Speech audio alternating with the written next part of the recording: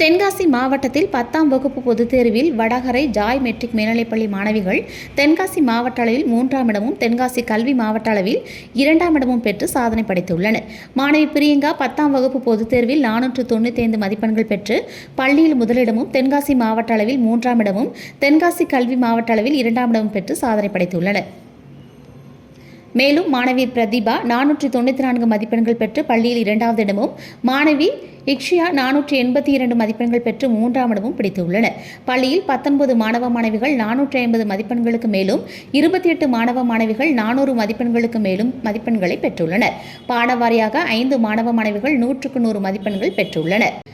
11ஆம் வகுப்பு பொதுத் தேர்விலும் மாணவ மாணவிகள் 100% தேர்ச்சியை பெற்றுள்ளது குறிப்பிடத்தக்கது.